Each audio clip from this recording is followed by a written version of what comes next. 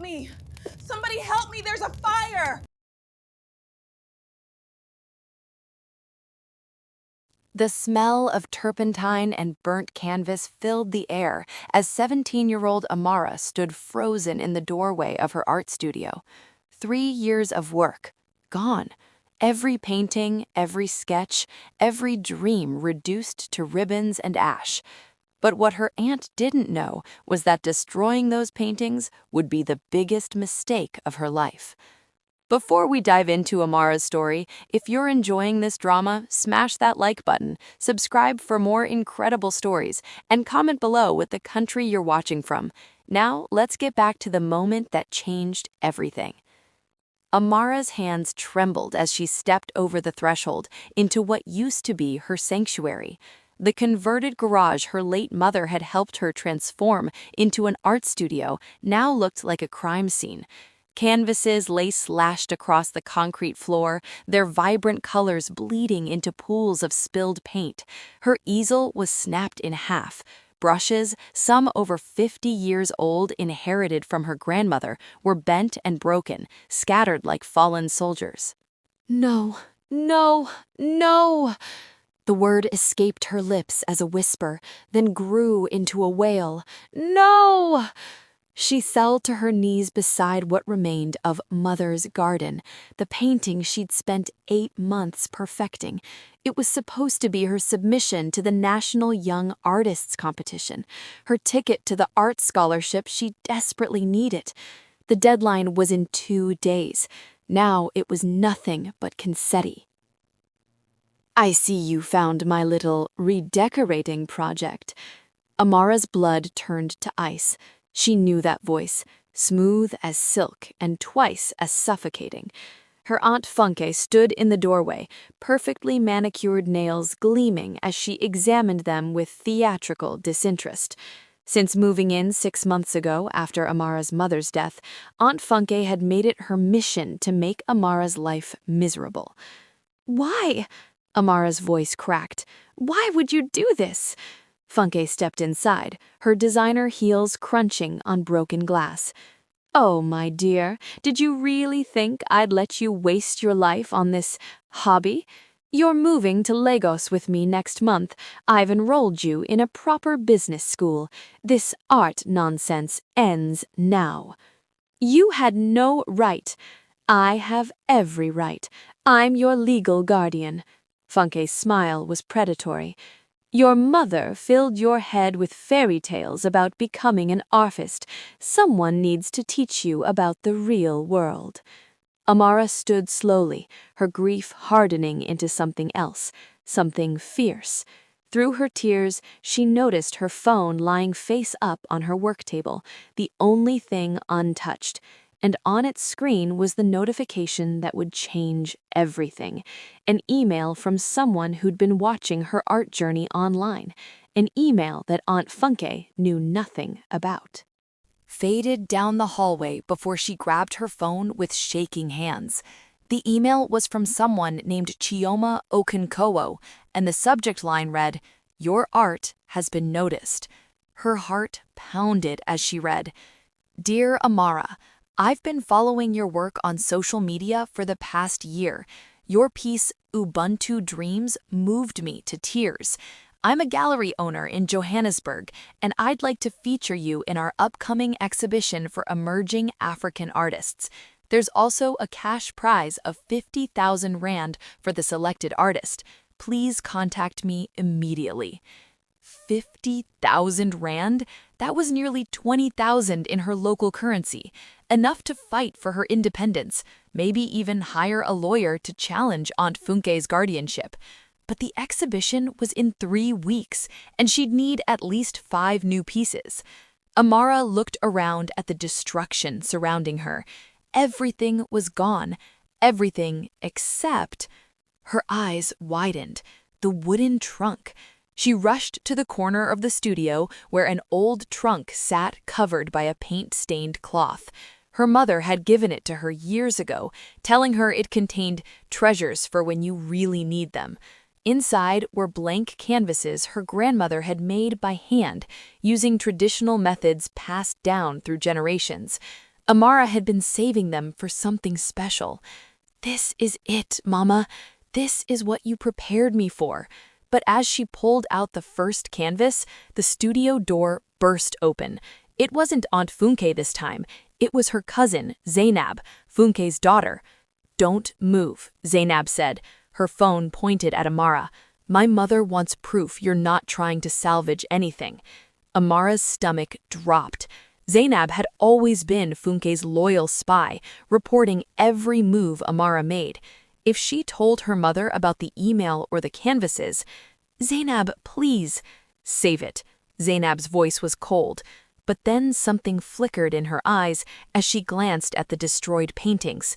"What my mother did, I didn't know she was going to." She trailed off, lowering her phone slightly. "Then help me," Amara pleaded. "Just don't tell her about the trunk, please." Zainab stood silent for what felt like an eternity. The two girls had grown up together, once as close as sisters, before Funke's bitterness had poisoned everything. Finally, Zainab's jaw tightened. "I didn't see anything," she said quietly. "But Amara, my mother is planning something bigger than you know. I heard her on the phone last night talking about selling your mother's house. She's meeting with buyers next week." The house, her mother's house, the only thing Amara had left. "You have to stop her," Zainab continued. "Whatever you're planning, do it fast." Then she turned and left, leaving Amara along with her grandmother's canvases and a decision that would determine her entire future. For 3 days and nights, Amara barely slept. She locked herself in the studio, working by lamplight when Aunt Funke thought she was in bed. Her fingers ached, her eyes burned, but she pushed through the exhaustion. Each brushstroke was an act of defiance, each color a declaration of war against everything Funke had tried to destroy. She painted her truth, the story of a girl rising from ashes. Canvas after canvas came alive with images of African women breaking chains, phoenixes soaring over burning villages, baobab trees standing tall despite storms. Her grandmother's handmade canvases seemed to absorb the paint differently, giving each piece an almost ethereal quality. On the fourth morning, Zainab appeared at the studio door with food and news. "My mother's meeting the house buyers tomorrow at noon," she whispered, glancing nervously over her shoulder. "She told them she has full authority to sell the house. I also heard her talking to the lawyer. She's been forging documents." Amara's hand froze mid-stroke. "Forging documents?" "Your mother's will. Funke altered it to make herself the sole beneficiary of the estate. The original will left everything to you when you turned 18, which is in 2 months. The brush clattered to the floor. "How long have you known?" Zainab's eyes filled with tears. "I found out 3 days ago. I'm sorry, Amara. I'm so sorry for everything. My mother, she's not the person I thought she was." Before Amara could respond, her phone rang. It was Chioma Okonkwo. "Amara, I have incredible news." Chioma's warm voice filled the studio. "A collector saw your social media posts and wants to pre-purchase one of your pieces for 30,000 rand, sight unseen. But there's more. CNN Africa heard about our exhibition and wants to feature you in a documentary about young African artists reclaiming their narratives. They'll be at the gallery tomorrow for preliminary interviews." Tomorrow, the same day Funke planned to sell the house. Amara's mind raced. She had 5 completed paintings and 1 more that needed finishing touches. If she could get to Johannesburg tomorrow, if the documentary happened, if the exposure was big enough. "Miss Okonkwo, I need a favor." Amara's voice steady despite her pounding heart. "I need you to contact a lawyer in my city. I'll send you the details. And I need you to keep CNN there as long as possible." "What are you planning?" "Justice," Amara replied. "I'm planning justice." After the call ended, she turned to Zainab. "Can you get me your mother's phone, just for 10 minutes? Zainab nodded slowly. "What are you going to do?" "What Mama taught me. Use my art to tell the truth. But first, I need evidence." That night, while Funke slept, Zainab slipped her mother's phone to Amara. Within minutes, Amara had photographs of text messages discussing the forged documents, emails with the lawyer, and recordings of conversations about selling the house illegally. She sent everything to Chioma's lawyer contact. As dawn broke, Amara put the final touches on her sixth painting. She titled it The Reckoning. It showed a young woman standing in ruins, holding up a torch that transformed destruction into butterflies. Aunt Funke had tried to destroy her. Instead, she'd created a warrior. The gallery in Johannesburg was more magnificent than Amara had imagined. Her 6 paintings hung on pristine white walls, each one drawing gasps from the early morning crowd. CNN's cameras were already set up, and Chioma stood beside her like a protective guardian angel. "You're trembling," Chioma observed gently. "My aunt is selling my mother's house right now. In 2 hours, everything I have left will be gone." Chioma squeezed her hand. "Trust a process. My lawyer, Thabo, is the best. He's there now." Meanwhile, back home, Aunt Funke sat in the lawyer's office, pen poised over the sales documents. The buyers, a wealthy couple, waited eagerly. Funke's smile was triumphant. "Once you sign here, Mrs. Funke, the house is sold," the conveyancing lawyer said. Just as Funke's pen touched paper, the door burst open. A tall man in an expensive suit strode in, followed by 2 police officers. "Stop right there," Thabo commanded, his voice carrying authority. "I represent Amara Okafor, the legal heir to that property. This sale is fraudulent." Funke's face drained of color. "Who are you? You have no right." "I have every right. We have evidence that you forged documents, altered your sister's will, and attempted to illegally liquidate assets belonging to a minor." Thabo placed a folder on the desk. Text messages, emails, recorded conversations, everything. The conveyancing lawyer's eyes widened as he reviewed the documents. "Mrs. Funke, if these allegations are true, this is a criminal matter." "It's all a misunderstanding." Funke's voice rose to a shriek. "That girl has been poisoning people against me. She's ungrateful. She's on CNN right now," one of the police officers interrupted, showing his phone screen. In Johannesburg, Amara stood before the cameras, her voice steady and strong. "My name is Amara Okafor. 3 weeks ago, my guardian destroyed 3 years of my artwork to force me to abandon my dreams. She thought breaking my canvases would break my spirit. Instead, it ignited something unstoppable." She gestured to the paintings behind her.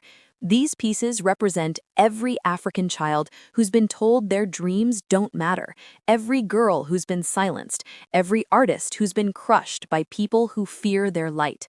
The interviewer leaned forward. "We've learned that your aunt attempted to sell your late mother's house illegally today. Can you tell us about that?" "My mother believed in me when no one else did. She left me that house, my inheritance, my future. My aunt tried to steal it, but she forgot something important.